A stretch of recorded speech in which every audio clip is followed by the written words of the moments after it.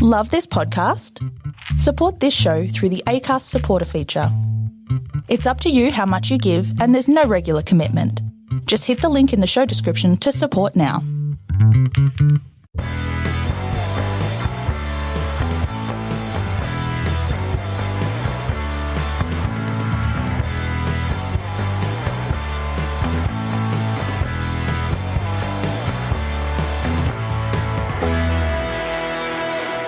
Hi everyone, welcome to the Cognitive Recalibration Podcast. As always, I'm your host Shravan. We've got Taran here sitting opposite me. Hey everyone.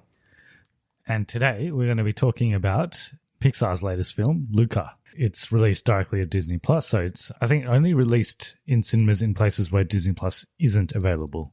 So if you have Disney Plus in your country, there's actually no option of watching it other than Disney Plus. What do you mean? So here we have Disney Plus in Australia. Yep. So you can't watch it in the cinema. Oh, okay. But Yeah. there's places where they release it in the cinema. So there's places like China where they don't have Disney Plus, where they did release it in the cinema. Oh, okay. I just watched it. It actually came out last week, but what were we reviewing last week? Fast and Furious. Fast and Furious, yeah, F9. So we reviewed that last week, so we didn't watch this. But you watched it? Yeah, I did. Yes, yeah. So I watched it. Watched it this afternoon. Watched it last night for some reason. So it's directed by Enrico Casarosa. He's an Italian illustrator, I think, for Pixar. So he's worked for Pixar for quite some time. And he directed a short film before this, which was nominated for an Academy Award, which was La Luna. And that was the short that was before Brave. That was the prequel to La Llorona, the Conjuring, the Curse of La Llorona. Yeah. La Llorona. Yeah. Yeah. It was a prequel to that. No. You're trying to go somewhere with that joke, but I just shut you off. Fair enough. Go on. It just wasn't working because this is Italian. That's Mexican. It's very different. Okay. Doesn't work. Yeah. Doesn't work. Different language. languages. Yep. Yeah, nah. Fair enough. Yeah. But if it was Spanish, it would have been. If this was like Coco or something, you would have been like, yeah, fair enough. Yeah, Coco. Yeah, Coco would have worked. Coco, because that's Mexico anyway. Yeah, I would have gone. You would have gone with it. I would have encouraged that joke, but nah. You don't want to mix your ethnicities and your languages. Nah, Yeah, it doesn't work. Okay, Too much of fair a enough. stretch. Yep. Yeah. All right. So this is starring Jacob Tremblay. So he was the kid in Room, not The Room. I don't think there was any kids in The Room, but Room, starring The Room. No, I don't think there is any kids in the room. Yes. Yeah. They're just very weird people in The Room, but Room, starring Brie Larson. Yes. Yeah, he was the kid in that. Jack Dylan Grazer, who is Shazam's friend in Shazam. And he's in something else as well. I forgot. He's in It. Yes. Yeah. Yes, that's right. He's Yeah. in It, 1 and 2. He's the one that's... That's it. No. He's Bill Skarsgård. Yeah. He's just changed his name, man. He's, for some reason, like 30 years younger. He created de-aging technology. In real life. Yeah, literally de-aged himself. No, he's the kid that's... He's always carrying, like, pills and stuff, right? He's a hypochondriac. Is it hypochondriac? No. The one that doesn't like germs. germaphobe. Yeah. Germaphobe. Yeah. And there's a couple of other actors in this, but they're all kind of minor. So Maya Rudolph's in it in a minor role. Yep, she's also It. Is she in it? No, she's She's in other stuff though. she is. Yeah. She's in things. Lego Movie? Maybe. She's the mum in Lego Movie, right? Is she? Yeah. Is the mum even in the Lego movie? Oh, Lego I thought it was Movie just 2? the dad. The dad's Will Ferrell. Yeah. Yeah. It's the mum Maya Rudolph. I can't think so. remember. Runtime's 95 minutes. It's pretty short and breezy movie. I surprisingly just sat and it was done. It's like, yeah. I was going to watch half of it yesterday and half of it today, but I just watched all of it yesterday. And box office wise, like I said, it didn't really open anywhere in cinemas, but it's made about 5 million worldwide. And it's an exclusive Disney Plus release everywhere else. And you don't have to pay for it on Disney Plus. It's free. So if you've got Disney Plus, you can watch it. So what's the story for this one? So it's the prequel story to Luca Doncic, professional NBA player. Oh, yeah? Yeah, triple-double specialist. It's funny because when I searched up, because I was doing some research for this, like background research for this, and then I typed in Luca, and the first thing that came up was this guy. Luca Doncic. It's not even spelled the same way. It's like Luka. He's the best Luca. Yeah. So he plays NBA? Yeah, NBA specialist, triple double specialist. Yeah, from Europe. I don't know where in Europe. Could be Italy, but I don't think it's Italy. He doesn't look Italian. Yeah. He looks like Scandinavian, like somewhere close to Russia-ish. Okay. Like Croatia, Russia. No, he's not Russian, but he looks close to that area. Okay. Yeah. What's that area called? That part in the middle of Europe? Western Europe. Isn't there a specific name for it? Sorry, Eastern Europe, not Western Europe. Eastern Europe. Yeah, is there a specific name for it? I don't know. The Baltics? Is that like it's where like Slovakia and all those countries. Yeah. The countries that used to be in Russia, essentially. Yeah. Ukraine. Yeah. He looks like he's from there, but I could be wrong. Okay. But he's not in this movie. He's not. No, and this movie's not set there either. Yeah, well, it's set in the 1950s, so maybe he's doing some de-aging stuff as well. Which team does he play for? Dallas. Mavericks. Yeah, we're just going to talk about him now. Yeah. Talk about him. I don't even know anything about him. Yeah. This one's set in Italy. This one's set in Italy. Yeah, it's about two bad boys doing bad boy things. Yes. Yeah. Except they're bad sea boys. They're sea boys. Yeah. They're from the sea. It's about best buds doing best bud things. Yeah. Oh, they're really, I guess they are best buds. The best buds. They only meet in the movie, though. It's not like they've known each other their whole lives, but yeah. But best buds. What a synopsis we just gave you. That's pretty much it, though. Yeah. So this movie is story light. It is quite story very light. Yeah. So it's about these sea monsters that live in the sea, surprisingly, just near this town called Porto Rosso, which is in the Italian Riviera. And this is set in between the 1950s and 60s, apparently. And when the sea monsters come out of the water, they turn into humans. For some reason, the sea monsters don't want to meet the humans, and the humans don't like the sea monsters, and because they're monsters. Because they're monsters, yeah. Well, the humans are monsters, yeah.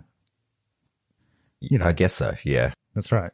For the sea monsters, yeah. It's all a metaphor. It's all relative. It's all a metaphor for like. It's all metaphor for the NBA and Luca Doncic. Exactly. Yeah. But yeah, it's that's like the underlying story. You know, the sea monsters don't want to come out of the water, and the humans don't want to. They want to kill the sea monsters, and then there's these two rebels that. Two bad boys. Yeah, that enter this town as humans, and it's about their adventures. It all revolves around a Vespa, essentially. Pretty much, yeah. Trying to obtain a Vespa. A Vespa. They're pretty cool. I like them. Vespas? Yeah. Did you see many Vespas when you were in Italy? Nah, not really. Yeah, me neither. But I was in Milan. I was on like the highways and stuff though, so no one's driving Vespas on the highways. And like, did you go to Florence? Rome? I was in Florence on Christmas Day, so no one's out on Christmas Day on their Vespas. It's probably freezing anyway. Yeah. I was on I was in Rome. Rome, I can't remember seeing any Vespas. Yeah. It was raining the day I was in Rome. Maybe people took out their cars because it was raining, left their Vespas at home. The other city, I was in Pisa. Can't remember Vespas there either. I was in Milan and there were fancy cars, but no Vespas. Yeah. I saw a lot of Fiats. Oh yeah, Fiat. Yeah. Small. Apparently in Italy they just drive like maniacs. I didn't drive, so I didn't know. Yeah, I didn't drive either, but I've heard they just don't really pay attention to any traffic rules. But yeah, they're trying to obtain a Vespa in this. That's sort of the whole thing. And there's a race that they have to participate in. Porto Rosso Cup. That's right. That's how they say it. Yeah. It sounds like a cup on Mario I thought Kart. I thought they were gonna like get out F1 cars and like I thought it was gonna be the F1, but no, it's just some stupid. Well, I thought it would at least be like Mario Kart, like you know, Mario, Wario, and Luigi's turn up. Yeah, and they chuck bananas on the ground and they're chucking shells at each other. That's right. Yeah. Shells. And, yeah. But no, it's just some stupid race. So it's kind of like a triathlon, but not really. But what they don't want to run, so they eat pasta instead of running. Pasta. They do the opposite of running. Yeah, it's that. So it's a very Italian race. I thought it was weird the order in which they did it. So they swim first, and then they eat the pasta, and then they cycle. I thought that was odd. I thought you would eat the pasta first, then swim, then cycle. Or eat the pasta first. Actually, you want to end with the cycle because then you could draw a line on the ground and then they could pass the line. You want to the swim part you probably wouldn't do last. No, because it's... What did they do in an actual triathlon? I think it ends with the run. Ends with the run. Yeah. So it starts with a cycle, then the swim, then the run, right? No, I think it starts with the swim because they start on the beach and they run onto the swim and then they get onto their bikes and they cycle and I think they run. Yeah. Okay. I think so. Yeah. I could be wrong. I've never watched a triathlon. No, so, yeah. no, and I never will. The only triathlon I'm watching is the one in this one. Yeah, and you obviously wouldn't want to eat last because then it's hard to decide who won. yeah, and I think the whole reason they've got the eating thing in there is like they want you to get sick. Oh, okay. If they really want you to get sick, then you eat first and then you do the swim. Yeah. You eat first, then you swim, then you Yeah. then you cycle. But anyway, it doesn't matter because each team has 3 different people doing each section anyway. So it's not the same except for, I mean, you can do it by yourself. You can do it by yourself, but most people have a team. A team. Except for Luca Doncic, solo player. Yes. Triple-double specialist. and his friend, Alberto. So and they meet this other chick. Yeah, they meet Julia. Julia, spelled with a G. So they're the team, but then they're not the team. Well, are we going into spoilers? I guess. I guess we are. Yeah. Well, we can. We'll go through our positives and negatives, and we'll jump into spoilers. So positives. Positive for all Pixar movies is the animation. It's very beautifully animated. This is the second animated movie this year that made me want to travel after Raya and the Last Dragon. So that was like a nice Southeast Asian trip. And this is like a nice Italian countryside trip. And I haven't been to this part of Italy. Yeah. It seems like a nice place to just chill out for a bit. You'd spend like 3 days there and just like chill. Go for a swim, and it looks very nice. Looks like I mean, I don't know if it still looks like this, but because this is based in the 1950s, but it looks like you've gone back in time as well. Apparently it's based off probably going to butcher the name, I think it's Cinque Terre, that coastal region in Italy. So it looked beautiful, made me want to travel again, but it's probably not going to be able to travel. Never again, yeah. Probably, never again. Yep. Yeah, never. I'm never going to leave this room. Yeah. You just got to look at pictures of Luca. You can't even look at the picture of the actual place. Just take screenshots of Luca while you're watching it, and that's what you live through. That's it. That's our postcards. Print them out and then send them to each other through Australia Post. Yeah. Yep. Apart from that, I mean, it's got decent lessons, like, you know, to embrace who you are. Don't be afraid to be someone different. Typical Pixar, Disney type of lessons for kids, which were fine. I thought it was fine. Any other positives? Yeah, I thought it was okay. I thought it was pretty good. Animation was nice. It was kind Message of like, was nice. like you said, it's kind of a light. It's not like a heavy No. movie. It's like it's not like The first first 45 minutes, you're like, what am I watching? Yeah. It's like, where's this kind of going? It's just like, it's just boys doing boys. Yeah, They're just doing things. Just a bit of fun. Like there wasn't much of a story. Yeah. And it reminded me quite a bit of Studio Ghibli films. And after doing some research, that was actually quite intentional. So Studio Ghibli, they have two types of films. They have like these really fantastical, heavy on magic, like fantasy elements type films, like Princess Mononoke and Spirited Away, those type of films, and they're quite deep films as well. And then they've got these films that are like slice of life, like very like this, like very light. You're just kind of following a character. They're just doing their thing. It's just slow, but it's like part of their life. Like The Wind Rises, and there's a couple of other films that are like that. And I like those ones better than the fantastical deep ones. cuts. They're fine. The deep ones are fine. They're really good also, but I just like the light slice of life Breezy. stuff. So this was one of those. It reminded me of one of those, and it was intentional because there's a Studio Ghibli film called Porco Rosso, which is also based in Italy. It's about a pig that flies a plane or something. So it's obviously not completely slice of life because that's pretty fantastical. And the town in this is called Porto Rosso. So it's obviously a direct reference to that. So yeah, I thought it was reminiscent of those films. But moving on to negatives, we've sort of discussed it already, but Pixar sets pretty high standards. All of their movies are pretty good. In fact, there's not many that are bad. And this is probably at the lower end of those. Not that it's bad or anything, but it's just a bit... There's no... I wouldn't say it's bad, but it's pretty breezy. Yeah. I would be wanting to concentrate on 100%, have it on in the background or something like that.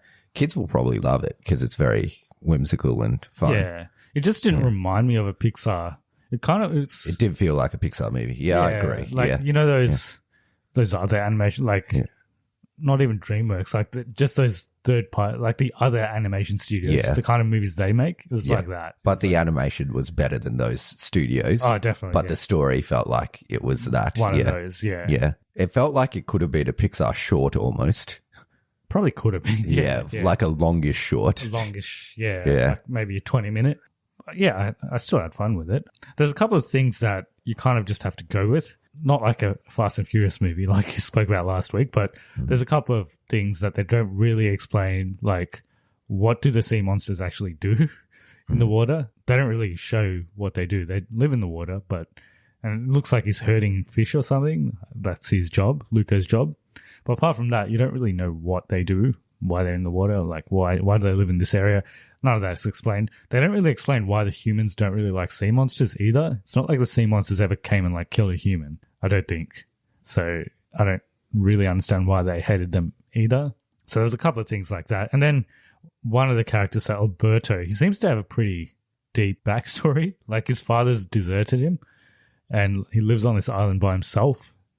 But they don't really explore that. Like it's like I think they explore it very surface level. Felt like there could have been a bit more depth added to the movie there, and there was scope to do something interesting, but they didn't really touch on it. So it's overall it's like a breezy film. Like it's just a light film. There's not that much depth to it, despite being in the water. It's quite shallow.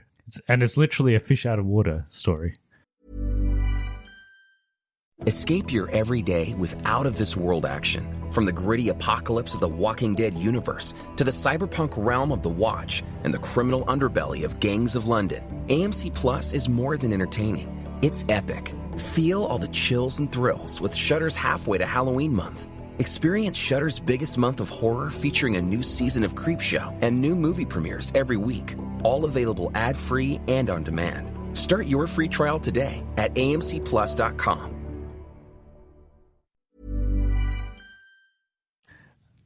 I just had to put that in there somewhere. I didn't time that right. I should have done that later.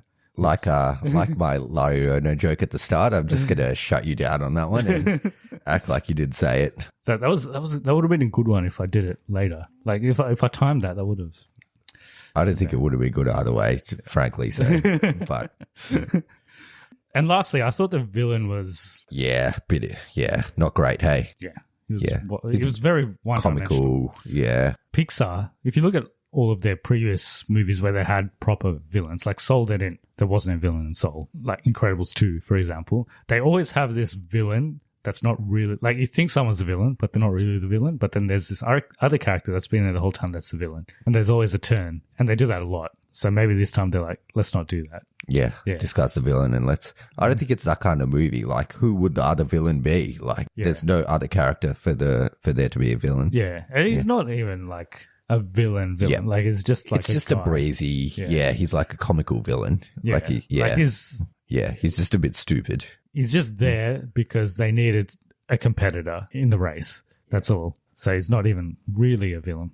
But overall, I still had a good time. I had a good time. I won't watch it again, but for what it was. And because it's free, it's not really free because you're paying for Disney Plus subscription, but it's part of your subscription. So I think it's fine because of that. Like if you had to go out and watch it in the cinema. Yeah, maybe not as good, I would say. If I had to go out and watch it in the cinema, I probably wouldn't have liked it as much. Yeah, but it's definitely like, it's still not a streaming movie. I feel like the quality of the animation, all of that, it would have still been good on the big screen. To be honest, I watched it on my laptop, which is a 10-inch screen. Yeah, I watched it on my I didn't watch it on my TV. I watched it on my 4K monitor, but it's still not like a massive screen. It is like it is a step above like a Netflix movie though. Obviously, like it's not. It's probably better than that Wishing Dragon movie on Netflix. I don't know if you've seen that. No. Yeah. I haven't seen it either. I've just seen the trailer for it. It actually doesn't look that bad, but it's probably better than that. Yeah. So it's like, it's better than a direct to streaming movie for sure. Like it's just in terms of production quality, it's better, but it's probably not to the level of a theatrical Pixar release either. Yes. Yeah. Soul, on the other hand, I thought Soul was I really like Soul, but I thought that was quite a good movie and would have actually been good if they did release it in the cinema. But this one, I'm not so fussed. I'm like, I can understand why they released it straight to streaming. Yeah. I like it less than Soul as well. And Onward, it's Onward. It's probably on par with Onward. Although Onward probably had a better voice cast. It had Chris Pratt and Tom Holland, and they had a bit of like it had a bit more depth. It was about like brothers and their bonding and stuff. So yeah, but yeah, I would probably say it's on par with Onward, which was their last 3 releases have gone straight to Disney Plus for free. So I think Onward had a very small theatrical window where it opened, and then COVID hit, so they went straight to Disney Plus. And then Soul went straight to Disney Plus, and then this has gone straight to Disney Plus. So, but overall, I'd still give it a cognitive recalibration. Yeah, let's keep it going. Yes. I think I'll give it to it. Yeah, well, it's not going to be this one. Like we've given worse films than this year. Yeah, Fast 9 is worse movie than this. It is. Yeah. But would I watch that again over this? Probably. I probably would. Yeah. This is fine. It's fine. Your kids will like it. Yeah. When I watch this movie, I'm like, geez, I won't have anything to talk about when we're reviewing this, because it's just what it is. Yeah. Yeah. It's just there's nothing bad about it. No. Some movies you watch and you're just like, oh, whether good or bad, you're like, I need to talk about that. This is just like, nah. It's just what it is. Yeah. When you basically when you look at the trailer and then you go and watch the movie, it's exactly what you'd expect it to be. That's right. Yeah. But I did like the location, and the pasta looked nice. Yeah. I might have pasta tonight. Yeah. I feel like pasta. In the current times where you can't travel, it's like a good nice movie to escape. put on for the holiday for the kids. That's if you right. have kids. School holidays coming up here in Australia. So. And yeah, you won't hate it while it's on. You could probably watch it and then like be on your phone for a little bit while you're watching it. Yeah, I did watch it. Yeah. I didn't have any distractions, but I can see it as a background movie as well. All right, we can jump to spoilers. So if you haven't seen Luca and you care about spoilers, come back to this point in the episode and you can listen to our spoilers. So they go into the race as group of 3. Oh yeah, but then they split up because of differences. Yes, Alberto gets a bit jealous of the friendship between Luca Doncic and Julia, and he goes back to his island. And then Julia finds out they're sea monsters as well. So initially she doesn't know they're sea monsters. No one knows they are. Yeah. Because when they're dry, they look like humans, which is ideal. And then Luca outs Alberto as a sea monster. He does a bit of a dog act, and you're like, oh, dog move, man. But then they have a good talk, and then Alberto's on board again. He's all good. Alberto comes off at the start. I don't know why he did that, because Julia finds out like the next scene that he's a sea monster as well. I think it's just to say he got a bit selfish. Alberto, like at the start, comes off as this character that knows everything to Luca, and then as the movie goes on, he kind of finds out that Alberto probably doesn't know as much as he's letting on. Doesn't know anything. Yeah. So he kind of, it feels like he's losing respect for him, and then Alberto feels like he's losing him as well. But then they all pull together because they're bad boys doing bad things. And like the other thing is I think this movie's more about Alberto and Luca's friendship more than anything else. That's probably like the main part of the story. And it's like they meet each other, and first Luca doesn't want to do anything because he's scared, and Alberto's the brave one, and he gives him all the courage to do everything. And then once he gets the courage, it feels like Luca's going to abandon Alberto. But then, they reconcile, and Luca wants to still be friends with him. Yeah. And the other underlying part is they're both going to travel the world on their Vespa is the idea. But then as the movie goes on, Luca kind of finds out that there's all this stuff to the world, and he wants to learn more about it. And it looks like Alberto's going to hold him back from doing that. But then at the end, he pulls through, and he's like, you should go to school. Yes. Yeah. You should go to school. Yeah. You're dumb, mate. You should go to school. You need it more than I do. Yeah, that's basically what happens. There is sort of like an underlying message where like you kind of work through, you're kind of working towards something, but you don't really know whether that's actually what you want. A lot of people do that. Like they like spend their whole life working and they're like, you know, They want to get that Vespa, but yeah, that's right. maybe the Vespa's not what they need. That's yeah. right. That's not what you really want. Yeah. So it's kind of about that discovery as well. And on the surface level, they kind of touch on this, but I think they could have done it better. Like Julia's dad kind of makes a connection with Alberto, but it isn't, they don't really go into it enough. Yeah. But it's kind of like, and her he could be dad's the like this, missing it's like this big, huge dude with no big guy. eyes. Yeah. yeah, with no eyes. No eyes and one hand. And one hand. And he's made to kill sea monsters, essentially. Yep. Yeah. But like, I think the idea was that like he really, really comes to love Alberto, because there's this one part in the movie where Alberto runs away and then the dad's like, I want to go looking for him. And then in the end, Alberto stays with him. That's so I right. guess it's like he's his new father because he wants him around. But you don't really get a feel for that as much. They don't really go into that much. Yeah. That's more me implying what happened than what they show. That's right. Yeah, they definitely don't show much of a relationship between them. Even his parents.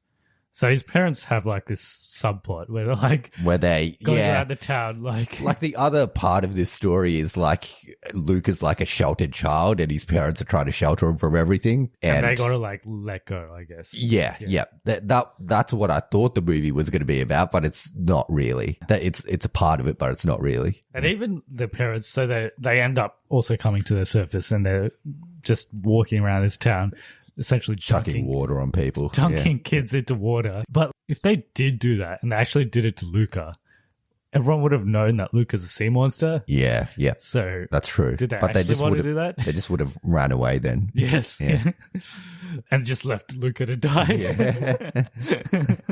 But at the end, everyone finds out he's a sea monster and it's fine anyway. And they find out his parents are in a sea monster. And then you find out there's these like two old ladies that were sea monsters the whole time. Yeah, they're just like, oh, yeah, we might as well just out ourselves. Yeah. Everything gets kind of cleared up in a very nice, tight bow at the end. Yeah. But there's definitely, like you said, there's story threads that they could have definitely They could have delved into more. Yeah, so the part about that parents like sheltering the child isn't really dealt with as much. It kind of is, but it's not dealt with as much. And even Alberto's, like how his father's, they definitely could have done more with that, like how his father's deserted him and then Massimo's, yeah, Julia's father ends up becoming more of a father figure, but you don't really spend much. I used to treat this guy at my clinic called Massimo.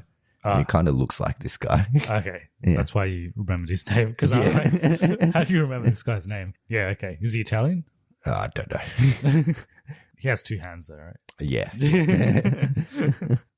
They tie all the story threads together at the end, and he goes to school with Julia in the end. That's right. In Geneva. They're both into astronomy, not astrology. But yeah. They like the stars and the moon and whatnot. Solar system. No, I don't think there's much more to say about it. It's kind of just it's kind of light, breezy. You're not going to regret watching it, but it's also not going to change your life. Yeah, so, it's pretty short. It says it's an hour.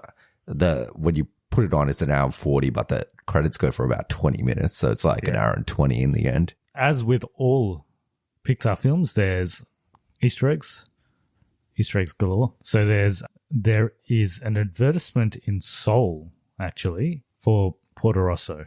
So there's a poster I think it's in the subway or something in Seoul that has Porto Rosso. That was a reference to this. The end credits show a statue of the central fountain that has been replaced by a smooker, which is suggesting that in this town they have all these fountains and statues and stuff that are depicting humans killing sea monsters, essentially. So all of them have been replaced.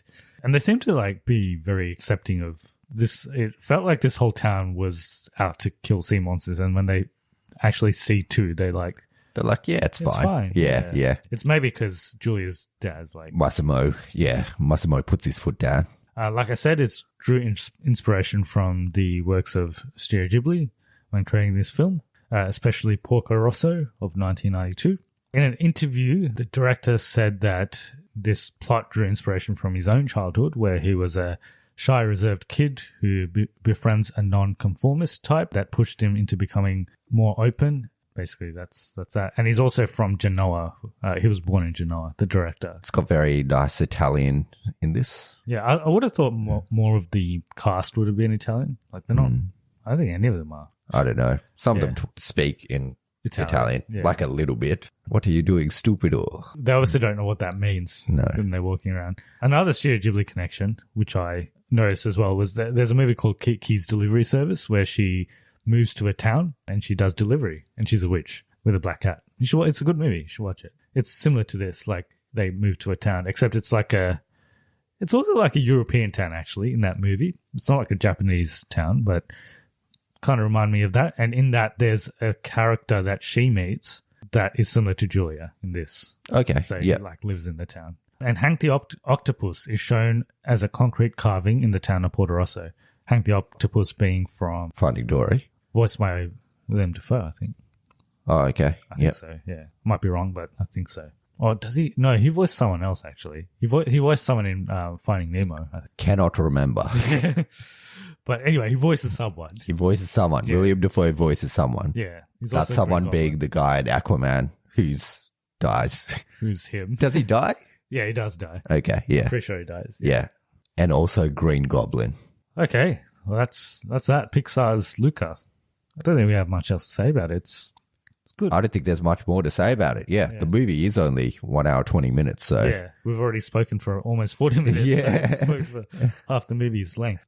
So if people want to get in touch with us about their thoughts on Luca, how do they go about it? So they can contact us at Cognitive Recalibration on all platforms or email us at Cognitive Recalibration Podcast Yeah.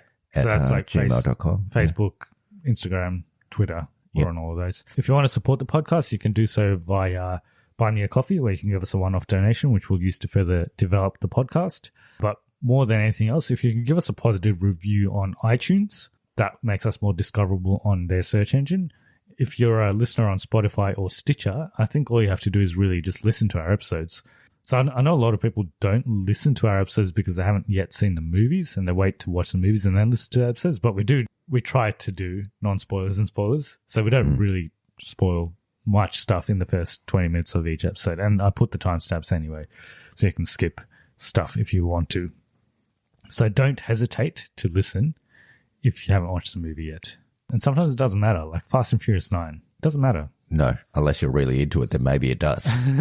Next week, we're going to be talking about... We actually don't have any major releases coming up next week. So I was thinking we could talk about... There's a movie coming to Amazon called Tomorrow War. The Tomorrow War. The one with Chris Pratt. So that's coming out next week. So we could talk about that. I heard In the Heights is good, but underappreciated. I hear there is some... I don't know about the quality of the movie, but some people are not happy with the casting in terms of races. I thought it was pretty diverse, but anyway. I think it was not diverse, or could have been more diverse or something. Okay. Yeah. There's like no white people in that movie. Yeah, I don't know. I've seen some stuff on Facebook. I didn't look at the articles, but yeah. Well, I haven't seen the movie, so maybe it isn't diverse, but I from the poster anyway, it looks pretty diverse. But I might watch that, so maybe we can talk about that and Tomorrow War if we want. And the week after, it's Black Widow. And we've got an advanced screening for Space Jam. Whether we want to watch it advanced, we'll see. Okay.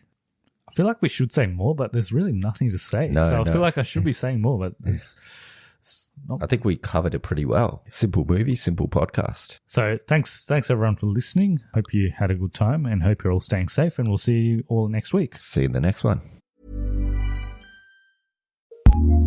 Acast powers the world's best podcasts. Here's a new season we recommend. An international mystery with a growing demand for answers. Jamal Khashoggi was his country's most prominent journalist, writing for one of America's premier newspapers. What happened to him inside the Saudi consulate in Istanbul was shocking. But there is much more to the story that you've never heard, and one big question still outstanding. There has not been any justice. I'm wondering why they killed Jamal. This was the result of a real-life conspiracy. And at the center of it all, a world-famous journalist whose career was marked by layers of contradictions and secrets. If somebody sits across from you and tells you that Jamal told them everything, they're 100% lying to you. a new season of Yahoo News' Conspiracy Land, The Secret Lives and Brutal Death of Jamal Khashoggi.